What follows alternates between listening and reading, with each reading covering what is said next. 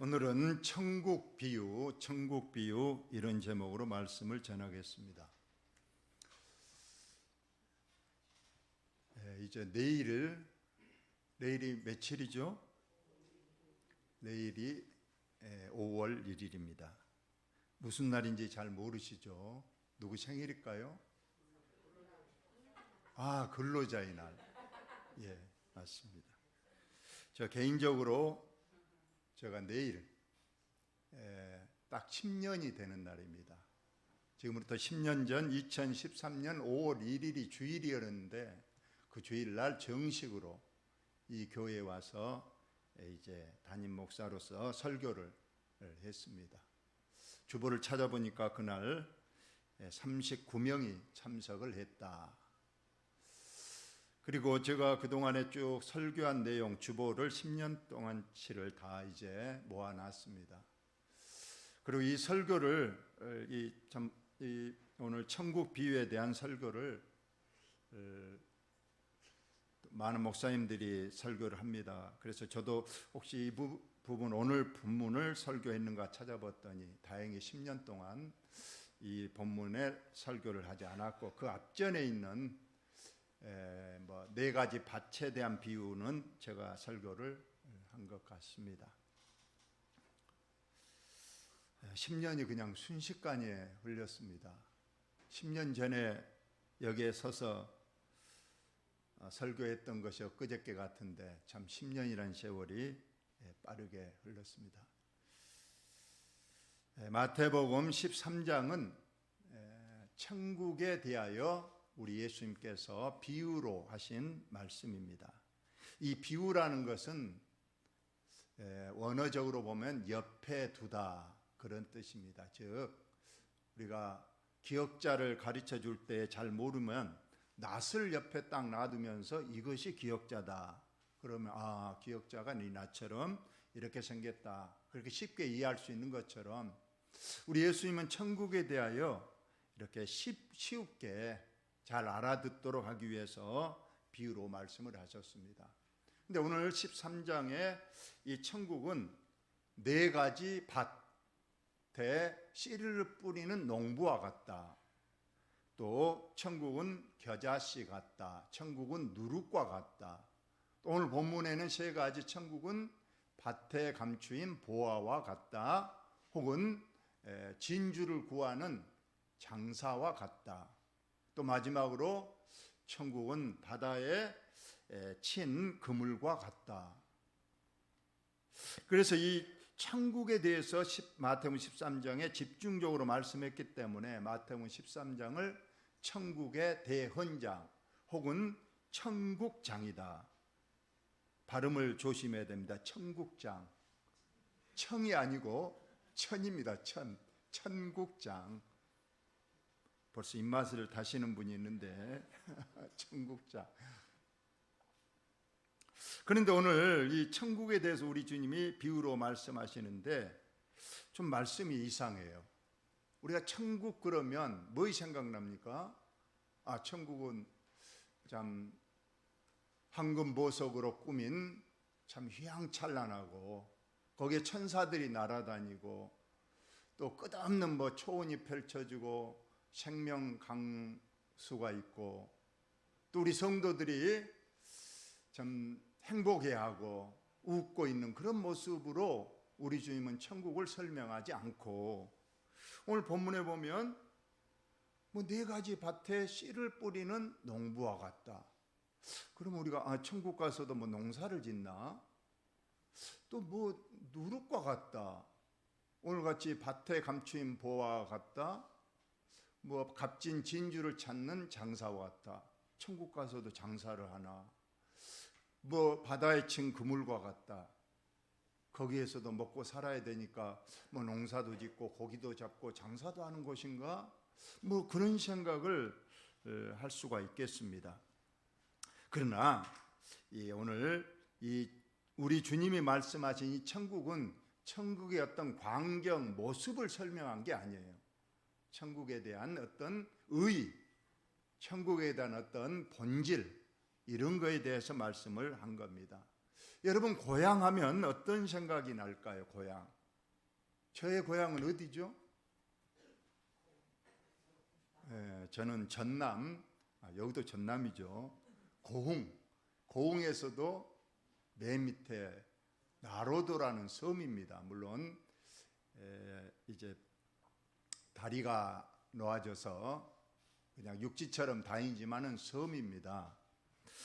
저의 고향 그러면 누가 설명하라 그러면 그럴 거예요. 우리 고흥 나로도는 푸른 바다가 있고 뭐 섬들이 있고 배들이 다니고 갈매기가 있고 마을이 있고 그런 생각이 날 겁니다. 그러나 또 다르게 우리가 고향을 생각하면 포근하고 따뜻하고 우리 어머니가 계시는 곳 이런 생각을 하게 될 거예요. 우리 어머니가 지금 여기도 계시지만 우리 어머니에게 고향을 물어봤더니 눈물부터 난답니다. 그래서 우리 어머님이 권사님이면서도 세상 노래 진성의 보릿고개 노래를 좋아해요. 근데 그 진성의 보릿고개 노래에 보니까 애야 뛰지 마라 배 꺼진다. 뭐 줄임배 잡고 물 한 바가지로 배를 채우고 촉은 목피 뭐 풀뿌리 나무 껍질로 이제 배를 채우신다. 어머니 서름 풀뿌리 뭐 꺾어 불던. 그러니까 우리 어머니가 생각하는 고향은 가난, 배고픔, 그 눈물 그런 것이 생각이 난다는 겁니다.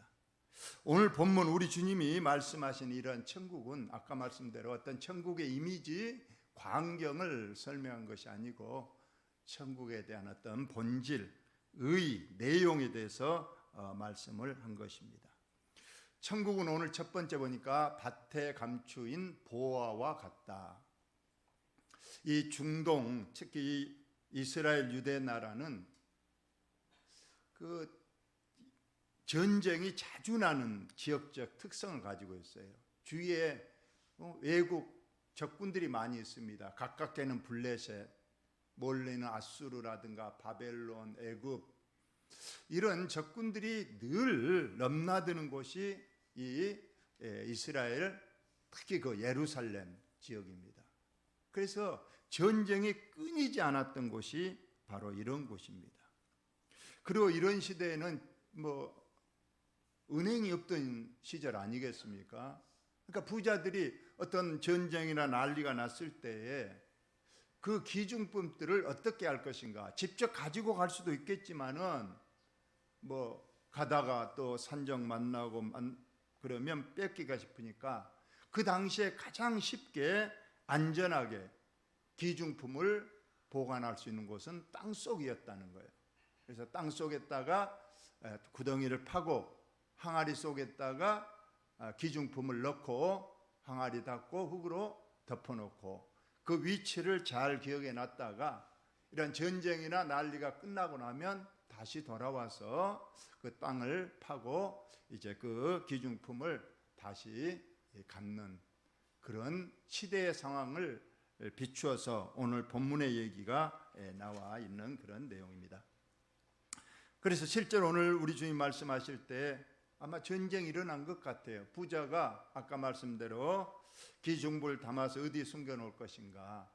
가까운 곳은 쉽게 발견이 될 수 있기 때문에 아마 산속 밭에 이제 구덩이를 파고 거기에 묻어 두었습니다. 그런데 아무도 이제 그 항아리 묻는 곳은 본인만 알고 있어요. 전쟁에 가서 돌아와야 찾는데 다 일이 그렇게 되지 않잖아요. 전쟁통에서 죽고 말았다는 거예요. 그러니 그 항아리에 담긴 보화는 아무도 알지 못한 채 오랜 세월 땅속에 묻혀 있고 그 밭 주인도 이제 바뀌고 세월이 많이 흘렀다는 거예요. 그런데 그 새로운 밭 주인은 그 밭이 별로 마음에 안 듭니다. 산속 밭이라 돌이 많고 그늘이 지고 그러니까 농사를 지어도 그렇게 생산이 많이 되지 않고 또 그 밭이 가졌다는 이유로 세금이 나오고 그러니까 너희를 어떻게든 이걸 팔아보려고 하는데, 그러나 농사를 지어야 하기 때문에 어느 날 한 부지런한 일꾼을 그 밭에 보내서 밭을 갈게 했습니다. 그 일꾼이 이제 그 밭을 가는데 전기 끝에서 쨍그랑 소리가 나고, 그래서 뭔가 하고 파봤더니 거기에 보물 항아리가 들어있는 거예요. 어찌할까? 이걸 사실 그대로 주인한테 알려버리면 그것은 땅이 주인 것이니까 그 주인 땅 속에 있는 건 다 주인 것이 됩니다. 어찌할까? 사실대로 말할까? 그러다가 깨를 생각해냈다는 겁니다. 이걸 내 걸로 만들려면 그대로 덮어놓고 가서 모른 척하고 그 주인한테 땅을 어쩌게든 좀 비싼 값을 주더라도 어떻게든 이 땅을 사서 내 걸로만 되면, 이제 내 땅 되면 그 속에서 뭐 나오든지 모두 내 것이 된다, 그 생각을 하고 이제 주인한테 가서 말했습니다. 저 산 내가 좀 벌어먹겠으니 나에게 파십시오. 주인 안 그래도 그 별로 신통치 않는 밭이라 팔라고 그랬는데 이 사람이 제법 값을 많이 준다고 그러니까, 그래, 돈 가져오면 내가 바로 이 땅 문서 너에게 줄게 했습니다. 그런데 이 일꾼은 참 가난했던 모양이에요. 그래서 아무리 생각해도 돈을 마련할 국리가 없으니까 오늘 보니까 모든 소유를 다 팔았다. 집도 팔고 뭐 집에 있는 옷도 팔고, 하여튼 돈 될 만한 건 다 팔아가지고 겨우겨우 그 돈을 마련해서, 당장 내일 이제 굶어 죽는 그런 상황이었지만은 일단 그 밭을 사는 게 중요했기 때문에 이제 돈을 가지고 그 땅 주인에게 갔더니 돈 받고 땅 문서를 내주면서 오늘부터 이제 이 땅은 너 것이다, 너 맘대로 해라. 집에 와서 얼마나 기뻤겠습니까? 이제는 내 땅이 되고 그 속에 있는 보물도 내 것이다. 이것이 오늘 본문의 비유인데 이것이 천국과 같다. 과연 우리 예수님은 뭘 우리에게 알려주고 싶어서 이 땅에 감추인 보화를 천국으로 설명하셨을까?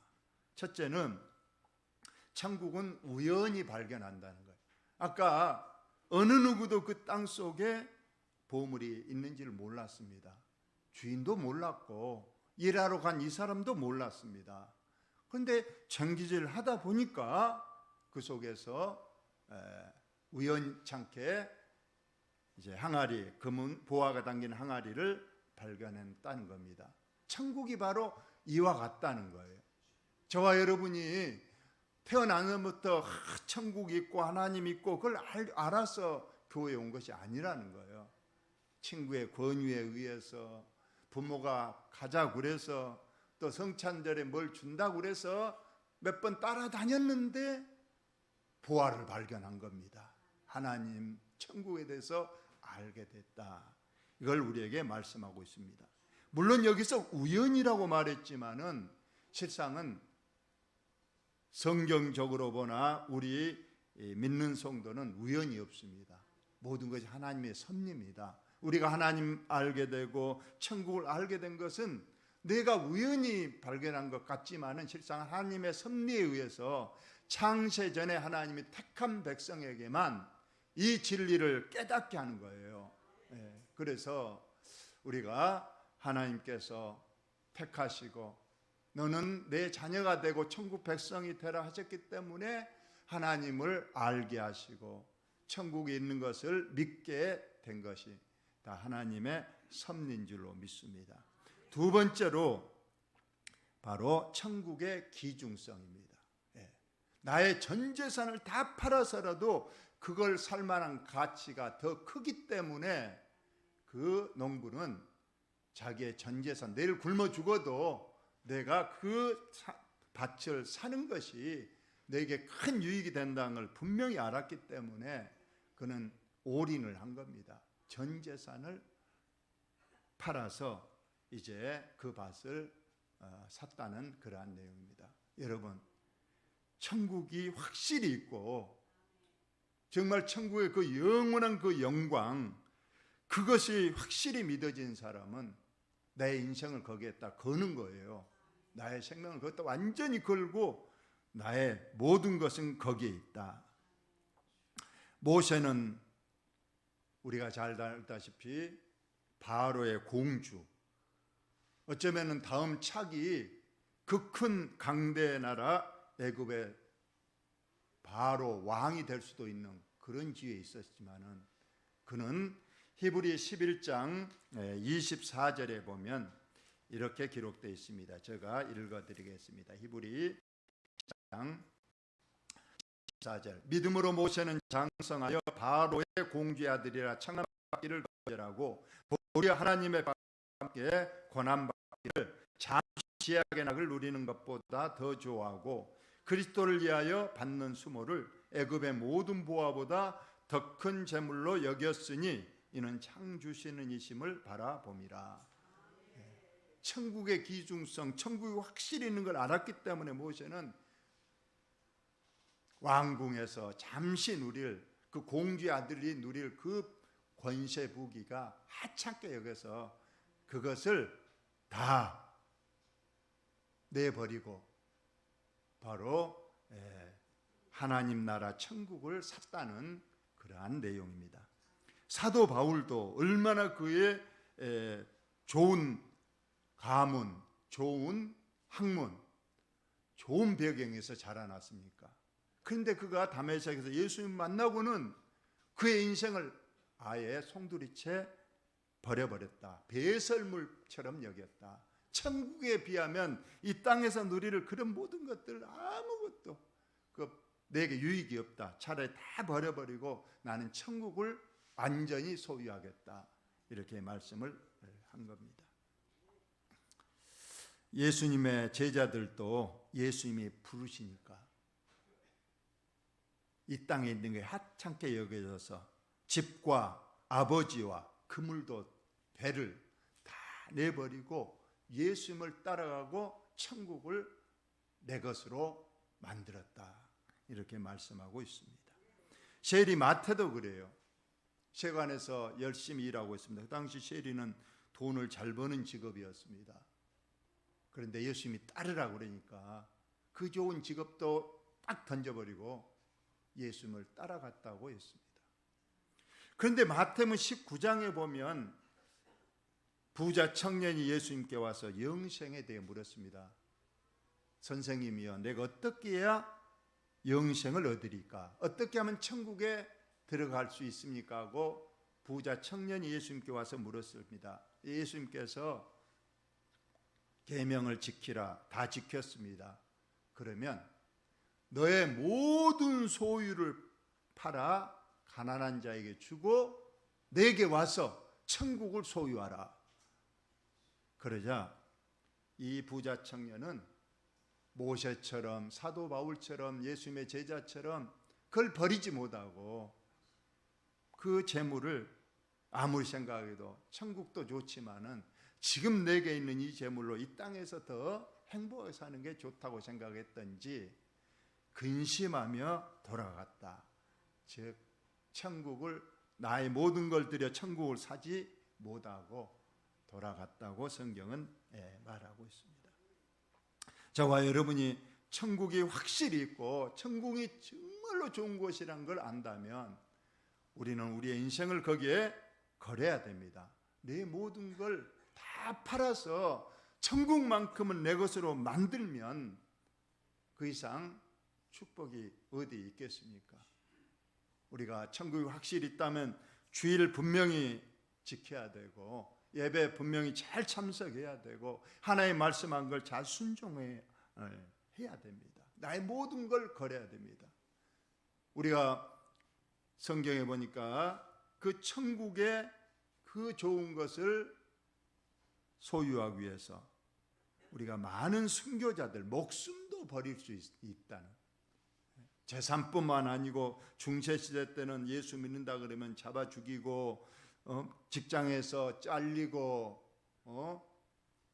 모든 재산을 다 빼앗아가도 할 말이 없던 그런 시대에 그들은 그것도 다 인정하고 나는 천국 하나면 내 안에 내 믿음 가지고 천국 가면 된다.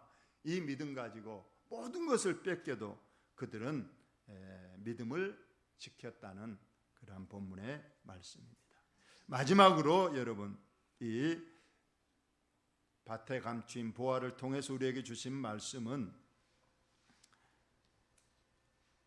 보화를 이제 밭을 샀어요.